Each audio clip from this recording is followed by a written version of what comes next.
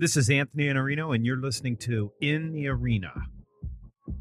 Step into the arena. Give it all that you got. Into the arena. It's time to make it your best shot. Chase the dream and break the scene. Your opportunity is right here. It's right here. It's right now. Welcome to my arena. The dreaded price conversation. If you're in sales, price is something you're talking about, or you must be giving something away for free.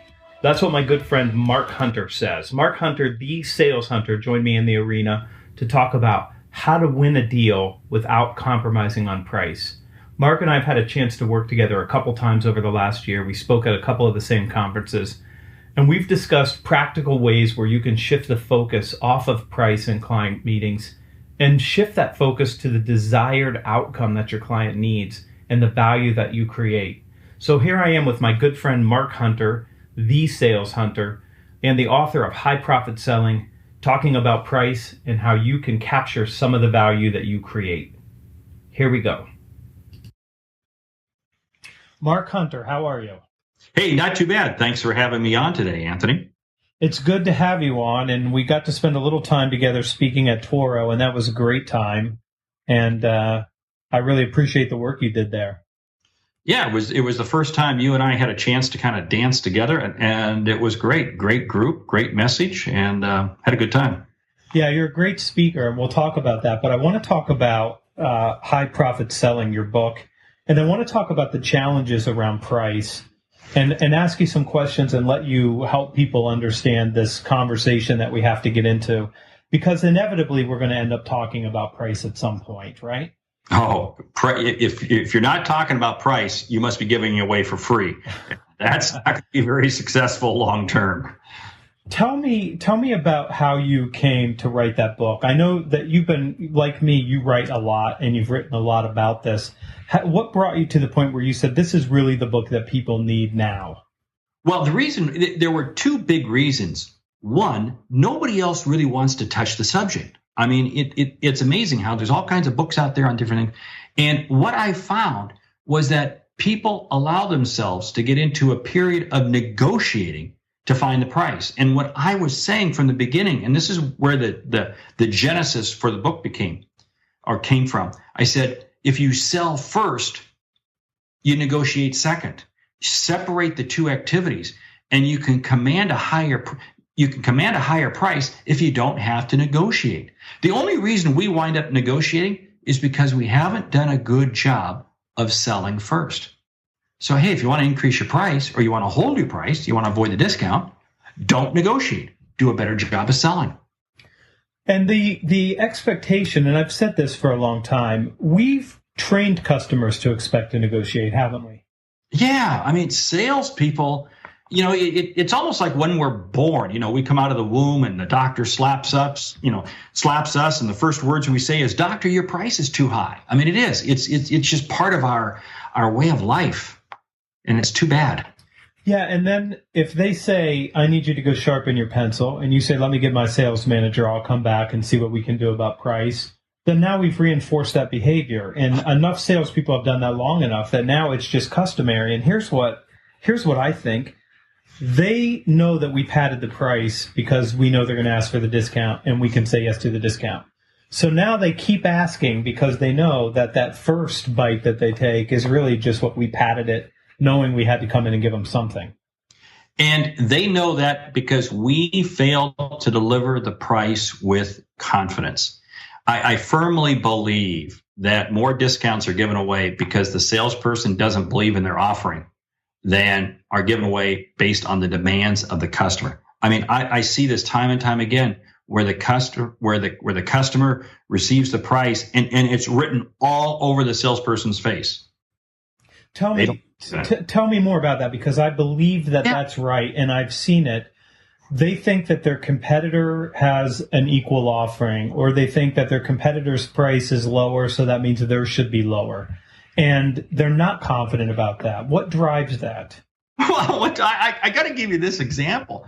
The person puts the price across the table and I go, so what do you think? Well, what do you think they're going to say? I mean, come on, you've opened the door for them to sit there and say your price is too high.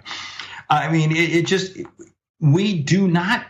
we are focused, and this is where it breaks down. We view price as a feature. Do not view price as a feature. View price as the entry point to outcomes. And I talk about this a lot in terms of I want to provide the customer with outcomes. The price unlocks the outcomes. And customers don't buy anything. Customers, and I don't care if you're in B2B, B2C, whatever, customers do not buy anything. They invest. And they want value. You talk about value. You talk about value all the time. They want value. They want that return on their investment that's going to be greater than what they're going to invest. So if I've sold first, I've demonstrated to them the value, the outcome that they're going to get, and it's going to be worth the price. It's the exact investment necessary to produce the outcome. Right. You had a slide, and I don't remember the slide exactly. I remember what it looks like in my mind, but talk about features, benefits, and outcomes from your slide in the deck that I saw when you spoke to Toro. I wish I could remember it, Anthony. I apologize. I wasn't looking at the screen. I was looking at the audience. I don't think you ever looked at the screen. Anyway, one of the pieces that I talk about is that we sell features at a loss. Okay, if we're going to be viewed as a commodity, that means we're selling features, and we're going to sell features at a loss. We sell benefits at break even, and we sell outcomes at a profit. That's the slide. And profit is a beautiful word for both you, the salesperson, and the customer. Because guess what? If you are delivering value to the customer, if you're delivering that outcome, they're going to receive profit, because guess what? The outcome they're going to receive is going to be far greater than the price they're paying. And you know what? You're going to make profit because you help deliver an outcome to the customer. And this is really one of the most important, at least one of the things that I found most important about the speech that you gave was, and I had never seen it framed up that way, but when you're selling features, it's about product. And once you get to product, everybody's got a good product. So you're not selling it any way that creates enough value for somebody to pay more. And benefits, great. We're getting at least some sort of effect that we're showing. Look, this gets you something. So you get that at even. But then outcomes really makes you a value creator. It says, look, this person's a partner in my business. They're thoughtful. They're helping me get an outcome here, a better outcome than I could get otherwise. And they're understanding how to move my business forward. That I'm willing to pay a premium for. But anything less than that, why would I pay? Yeah, and I think when you start, when you're the salesperson and you start thinking in terms of what are the outcomes the customer's going to receive, it just changes your thinking. It changes the way you look at your value proposition. It changes your questioning. It changes your listening skills. It changes everything about the sales process. We've never talked about this before, but I write about this a lot because I think it's true. We're allowing, as salespeople, our clients to underinvest in the result they need because of this avoidance of having a conversation about the proper investment and price. So they need an outcome, and they want, this is actually going up today on the blog for me, they want better, faster, and cheaper. And there are people out there that will say that to them and promise them that they can have that. And it's a big lie. It's not true. And then the next person comes along and they say the same thing. And one salesperson in their organization to the next one fails them and disappoints them. And we come along and somebody has to tell the truth and say, listen, you can have what you want, but it means that you have to make a bigger investment, right? That is so spot on. That is spot on. It's an epidemic that we allow them to underinvest and allow them to keep this lie that they want to believe, that there's a way to get what they want without paying for it. We allow that because somehow in sales, we think it's customer service. And customer service is giving the customer what they want. And if we give the customer what they want, they're going to be happy. Well, you know, in the words of Steve Jobs, sometimes the customer doesn't know they want. The customer doesn't know what they need. And this comes back to this whole educational process. Now, this isn't jamming something down the customer's throat that they don't want. No. But many times they don't understand. One of the things that I like to talk about, especially in B2B selling, is that we need to be viewed as our customers' R&D department, their research and development department. Our objective is to bring to them ideas that they haven't thought of before. And that gets us thinking more in that outcome line. And being valuable enough to command a price for having those insights. Let me ask you two questions that we could spend the balance of this time on. And I know that salespeople struggle with this. What do you say? How do you push back when someone says, Mark, this is really good, and we like you better than we like your competitors. You're our first choice. But their price is lower than yours, and I'm going to need you to sharpen your pencil. Well, what you want to do is you want to come back and, first of all, first time you hear that, you absolutely ignore it. And this blows people's minds away. I say ignore it, because many times, you know what happens? The customer just wants to, I asked, he didn't give me one, so that's okay. Now, what you really want to do is you want to come back and you want to ask them a direct question relative to the most critical need or outcome that they have identified to you in the selling process. Because this is the whole thing. If I get them thinking about what is that outcome, what is that need, that's what I want to get them focused on. Then price becomes totally secondary. That's right. So we make it about the outcome and not the price. Right, exactly. And because the outcome, you may be in a B2B situation and you're selling something in and you know what, your price is higher. But this customer said, hey, I've got to have this installed and up and running within 3 weeks. And they say your price is too high. And you come back and say, what is the risk to you if you don't have it installed and up and running in 3 weeks? Oh, the world is going to end. Well, yeah, I certainly don't want that world to end. We got to make sure that we get this installed. Therefore, the package, da-da-da-da-da-da-da. Exactly. And I think salespeople are afraid to have that conversation because they think I'm going to lose the deal. Yeah. Whenever you feel you're going to lose the deal, guess what? You're going to leave money on the table. You have to be confident enough to walk away.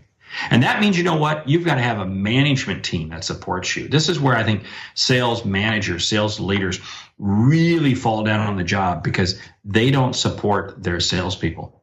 And sometimes and I remember this. I remember this when I used to be out there selling. I would get in less trouble coming back to the office having sold a deal at a lower price than I would if I came back and didn't close the deal at all. And sometimes, the most profitable business you'll ever get is the business you don't get. Chew on that one for a while. I've experienced that one. Yeah, I know. I've been fortunate enough to have been cursed by winning the account I thought I wanted. Oh, yes. Yeah. Later to find out the last thing you wanted was this account at this price because there's not enough money in the world to make them worth doing business with. The customer you get because of price. They beat you up on price. They're going to beat you up on everything all the way through. And you're going to regret it the whole time. You're going to, oh, why did I? The best thing you can do there? Help them get doing business quickly with your competitor. Let them mess with your competitor's mind. Absolutely. Let them tie them down with their nonsense and shenanigans. Let's tackle one of the other biggest issues that salespeople struggle with. And this is the one, and I've seen you address this before, but this is the one that salespeople are petrified of. And that's raising your rate, raising your price. They're petrified of this conversation. How do you go into that conversation and go to a customer and increase your pricing? I was just with a client yesterday. We were doing a workshop for the salespeople, and that's what we spent our time dealing with. First of all, you have to realize a couple things. Why are you raising your price? One, because you want to be able to continue to deliver the value and the service and the quality that has made you successful up to that point in time. And if you fail to take that increase, something's going to have to give. So that's the mindset you have to have in the back of your mind. 2, what you want to have, you got this customer that you've been working with and you're good, and now it's time to raise their price. What you have to do is along the way, you have to create this spreadsheet. You have to create this worksheet and be recording, be listing all of the times when you've helped this customer out. You've helped them with this, you've helped them with this, you've helped them with this. Now, the key is not that you've helped them. And the key is not the amount of time. Oh, wow, I spent 2 hours. Forget it. That's not the, is what is the benefit that they received? What is the benefit that they receive? For instance, I mean, I'll have a client I'll be working with and, so forth and great client. And they may ask me, hey, Mark, would you help us interview this person? Now, fine, because they want to bring this person in or they want to promote them. And maybe it takes an hour of my time. That fine, it was only an hour of my time, but you know what? The value I brought to them was maybe $10,000, $100,000, maybe $1 million. Because by bringing in the right person or not bringing in the right person. So the key is that you're building out this spreadsheet of what are all the things that you've helped them with. So therefore, when you put the price increase on the table, that's chump change. Because over the preceding year, you've helped them do this, and the outcome that they gained was worth millions. Hey, this is chump change. My experience is that clients remember every bad thing that happened. And so you are performing at 97.5%. And the 2.5% of errors and things that happen, you're right on top of and you're correcting them. And they remember the fact that you had problems, but they don't remember that you're a 98% most of the time. And salespeople and sales organizations don't take credit for that. And that's what you're saying is keep a list of the value that you created so that you can go back and remind them before it gets to the negotiation of here's what we've done in the past. Here's the results that we're producing for you. Here's what we need to keep producing those results because this has changed in our world and it's going to change in yours. But they don't take credit for the success. We do say we solved all your problems when there were problems, but then we're just reminding them that there were problems rather than how many things went right over that period of time. And they may threaten, oh, if you take this increase, we're going to be forced to go to your competitor. No, you're not, because you know what? You really don't want to go through the hassle of having to switch vendors, switch companies. That is a bunch of garbage. And I hear it all the time. Be willing to stand firm and say, this is the rate. And this is why I say, if you're going to take a price increase, be bold. Be bold. Don't be chicken. Don't say, well, I just need to do it. No. If you're going to do it, go for it. Do it all at once, because the last thing you want to do is take a price increase now and then turn around 6 months from now and do another price increase. No, just do it all at one time. Much, much better strategy. We've got a couple minutes left, and I want to go back to your speech when we were together at Toro. And you have something that you're really firm on, and that is that sales is a leadership role and leadership is a sales role. And you've given that, I've seen you give that to them a couple times. Tell me about the role of leadership for salespeople. Yeah, because here's the whole thing. If I am viewed as merely a carrier of information, I don't need you as a salesperson. I don't need you. I can get all that off the internet. I must be seen as a leader. And this is why I say sales is leadership. Leadership is sales. Because I have to be seen differently. Because my objective as a salesperson is to not just earn a seat at the table, but earn a seat at every table in the organization. Because I want to be the one who is able to ask. Now, think about this for a moment. The great sales leader, in other words, the person who's being seen as a sales leader with this client, with this customer, is the salesperson who is able to ask questions that the customer doesn't have the answer to, and they, the salesperson, don't have the answer to. Think about that for a moment. If you're at that point, you have that level of relationship. Wow. What does that allow you to do? That allows you to have discussions and create opportunities and create things that no other salesperson is going to be able to do. That stands you apart.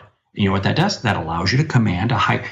That suddenly price is totally secondary because it's all about you. and the expertise you're bringing to the customer. That's sales. That's sales leadership. That's really leadership. That's leading the customer and having the insight and having the confidence to explore those areas Right. that the customer may not have had the confidence to explore before you prompted them. Right. Exactly. And think about this. Only a confident salesperson is going to ask a customer questions that they don't have the answer to, and the customer doesn't have the answer to. I mean, only a confident salesperson is. They're only But gonna, wow. that's the only people that would be willing to play in that area. You got it. You got it. We've got a minute left to talk about this, and I want people to go by High Profit Selling for a couple reasons. One, Mark's a great guy, but more importantly, it's going to fix a lot of the problems you have thinking about price, especially starting with Mark's central premise is that it comes from your lack of confidence to be able to just deliver that price and base it on the outcomes and just be strong and firm in that from the very beginning, which helps tremendously. Where do people go to learn more about you and to sign up for your newsletter? Yeah. If you want to get people there. Yeah, we got the infographic, got ebooks. It's The Sales Hunter. The Sales Hunter. You know, I got the last name of Hunter, so I had to use it. So anyway, it's thesaleshunter.com. Jump there, and there's a click that'll take you right to buy the book at Amazon, and you can download infographics, you can download ebooks, you can get all kinds of stuff. And I'm not quite as proficient as you. You blog 7 days a week. I take 1 day off a week. I only blog 6. I know, I'm a slacker. Lazy, so lazy. I know, I'm lazy.